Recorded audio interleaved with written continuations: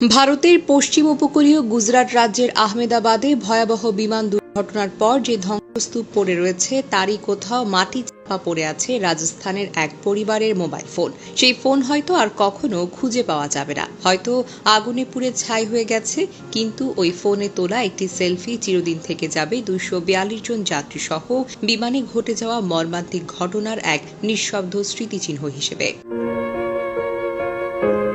ছবিটি ছিল নতুন এক জীবনের পথে যাত্রা শুরুর প্রতীক। উদয়পুরের একটি হাসপাতালে কর্মরত চিকিৎসক কমি ভ্যাস চাকরি ছেড়ে স্বামী ডাক্তার প্রতীক যোশীর সঙ্গে লন্ডনে যাবার সিদ্ধান্ত নিয়েছিলেন। সঙ্গে ছিল তাদের 3 সন্তান। ছবিতে তাদের মুখে যে আনন্দ উল্লাস দেখা যায় তা বলে দেয় কতটা উচ্ছ্বাসিত ছিল তাদের পরিবার।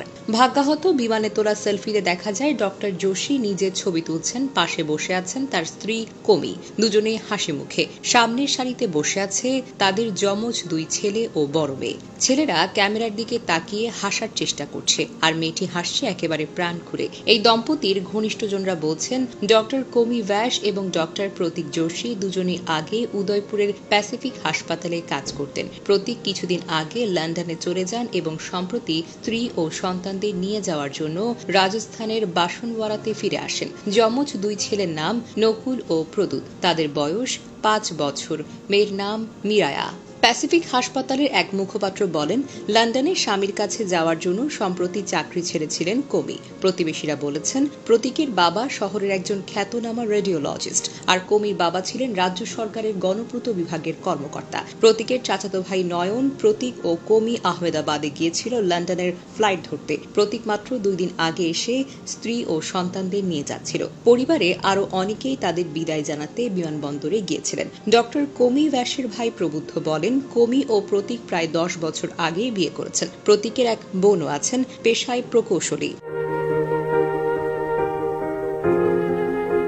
এদিকে দেশটির সংবাদ মাধ্যম বলছে, আহমেদাবাদের সর্দার বল্লভ ভাই প্যাটেল বিমানবন্দর থেকে যুক্তরাজ্যের লন্ডনের গ্যাটউইক বিমানবন্দরের উদ্দেশ্যে রওনা দেয় বিমানটি। স্থানীয় সময় বেলা 1:38 আকাশে উড্ডয়নের 30 সেকেন্ডের মধ্যেই প্রচণ্ড রকমের আওয়াজ হয়। এর পরপর বিমানটি মাটিতে পরে। সবকিছু খুব কম সময়ের মধ্যে ঘটে যায়। আহমেদাবাদে বিমান দুর্ঘটনার এক প্রত্যক্ষদর্শী বিবিসিকে বলেছেন, তার মনে হয়েছিল যেন ভূমিকম্প হলো। ভারতের রাষ্ট্রায়ত্ত বার্তা সংস্থা প্রেস ট্রাস্ট অফ ইন্ডিয়াকে তিনি বলেন, আমি ঘরেই বসেছিলাম, হঠাৎ প্রচণ্ড একটা শব্দ হলো, মনে হলো যেন ভূমিকম্প হচ্ছে। আমি তখনও জানতাম না বিমান ভেঙে পড়েছে, পরে এখানে এসে জানতে পারি। দুর্ঘটনাস্থলে এসে দেখি বিমানটি বিধ্বস্ত হয়েছে, আর সেখানে অনেকের পড়ে আছে। দেশটির ক্ষমতাসীন রাজনৈতিক দল ভারতীয় জনতা পার্টির বিধায়ক দর্শনা বাঘেলা ANI-কে বলেছেন, বিমান বিধ্বস্তের সময় তিনি ঘটনাস্থলের কাছে নিজের দপ্তরে ছিলেন। আমি এখানে আমার অফিসে বসেছিলাম, সেখানে বিস্ফোরণ ঘটে।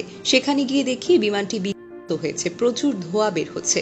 মেডিকেল কলেজের হোস্টেলের অনেক ক্ষয়ক্ষতি হয়েছে। স্থানীয় শ্রমিকদের সহায়তায় আমরা অনেককে উদ্ধার করতে পেরেছি।